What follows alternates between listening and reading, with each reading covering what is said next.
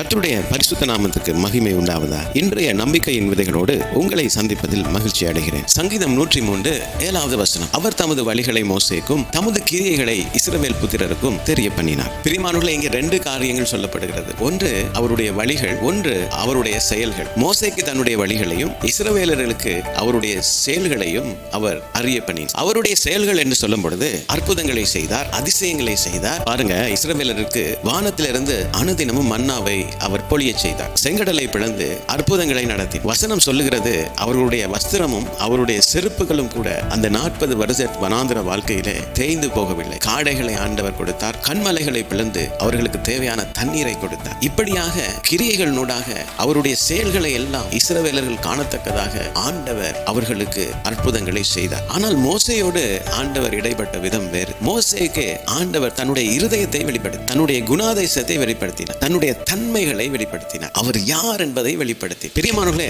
George Muller என்ற ஒரு தேவ மனுஷனை குறித்து நீங்கள் கேள்விப்பட்டிருப்பீர்கள். ஜெர்மன் தேசத்திலே பிறந்து இங்கிலாந்து தேசத்துக்கு 18ஆம் நூற்றாண்டிலே மிஷனரியாக போய் ஊழியம் செய்தார். பிரபலமான அவருடைய ஊழியம் என்னவென்றால், கிட்டத்தட்ட 10,000 அனாதை குழந்தைகளுக்கு அவர் வாழ்வு கொடுத்ததாக சொல்லப்படுகிறது. இங்கிலாந்திலே பிரிஸ்டல் பகுதியிலே அவருடைய அனாதை ஆசிரமங்களை ஏற்படுத்தி அவர் பிள்ளைகளை பராமரித்தார். அதுபோல உலகம் எங்கும் இருக்கிற மிஷனரிகளை அவர் அந்த ஸ்தாபனத்தினூடாக தாங்கினார் என்று அவரை குறித்து சொல்லப்படுகிறது. ஆனால் அவர் யாரிடத்திலும் போய் கையேந்தி அந்த காரியங்களுக்காக நிற்கவில்லை என்று வேதம் சொல்லுகிறது. ஏனென்றால் முல்லர் அனுதினமும் அவருடைய வாழ்க்கையிலே அற்புதங்களை நோக்கி போகவில்லை. மாறாக அவர் கர்த்தரோடு இருக்கிற நெருக்கத்தை அதிகரித்துக் கொண்டார். அனுதினமும் அவர் ஜெபத்திலே அமர்ந்திருந்தார். அவருடைய வரலாற்றை பற்றி உள்ள பத்திரிகைகளில் சொல்லப்படுகிறது, கிட்டத்தட்ட 50,000 ஜெபங்கள் கர்த்தராலே பதில் கொடுக்கப்பட்டிருக்கிறது என்று அந்த சான்றுகள் நமக்கு சொல்லுகிறது. முழுவதுமாக தன்னுடைய ஊழியத்திலே கர்த்தரையே சார்ந்திருந்தார். ஒரு மனுஷனிடமும் எதையும் அவர் கேட்டு வாங்கினதாக நாங்கள் சரித்திரத்திலே படிக்க முடியாது.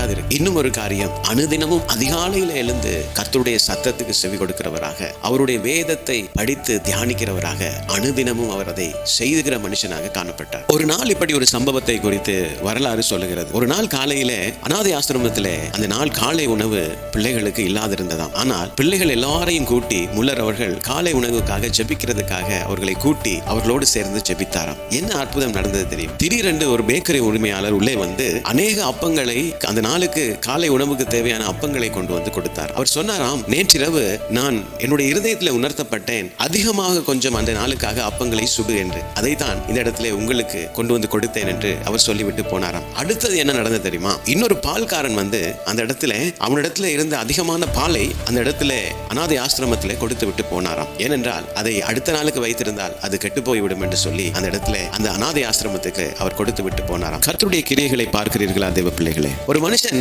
கர்த்தரை தேடி கர்த்தருடைய சமூகத்தை நாடி கர்த்தரோடு அவன் சேர்ந்து அந்த ஊழியத்திலே பிரயாணம் பண்ணும் பொழுது அற்புதங்கள் தானாய் நடக்கின்றன. அதைத்தான் இங்கே சங்கீதக்காரன் சொல்லுகிறான். மோசேக்கு தன்னுடைய வழிகளையும் இஸ்ரவேலருக்கு தம்முடைய கிரியைகளையும் அவர் தெரியப்படுத்தினார். பிரியமானவர்களே, நீங்கள் நெருக்கமானவர்களாய் இருந்தால் கர்த்தரோடு அவருடைய வழிகளை உங்களுக்கு காண்பிப்பார். ஜார்ஜ் முல்லரை போல கர்த்தர் நமக்கு கொடுத்த பொறுப்பை நாங்கள் செய்கிறதுக்கு நமக்கு தேவையானதெல்லாம் ஒன்றே, கர்த்தருடைய சமூகம். அவருடைய சமூகம் நமக்கு தேவையான அத்தனை காரியங்களையும் கொண்டு வந்து சேர்க்கும். அன்று மோசே கிட்டத்தட்ட 3 மில்லியன் மக்களை இஸ்ரவேலுக்கு நேராய் வனாந்திரத்தில் வழிநடத்தி கொண்டு போனான். அங்கே தண்ணீர் இருக்கவில்லை, அங்கே அப்பங்கள் இருக்கவில்லை, அங்கே காடைகள் இருக்கவில்லை, ஜனங்களுக்கு வஸ்திரமும் இருக்கவில்லை. ஆனால் இடையிலே கர்த்தர் மோசையோடு செயல்பட்டு ஜனங்களுக்கு தேவையான அத்தனை காரியங்களையும் ஆண்டவர் கொடுத்து அந்த ஜனங்களையும் ஆசீர்வதித்தார். அவருடைய ஊழியக்காரனையும் அவர் உயர்த்தி வைத்தார். இந்த நாளிலே கர்த்தர் தாம் இந்த வசனங்களோடு உங்களோடு இடைப்பட்டிருப்பார் என்று நான் விசுவாசிக்கிறேன். தொடர்ந்தும் பைபிள் மேரத்தான் வேத தியான பகுதிகளோடு இணைந்து கர்த்தருடைய ஆசீர்வாதத்தை பெற்றுக்கொள்ளுங்கள். God bless you.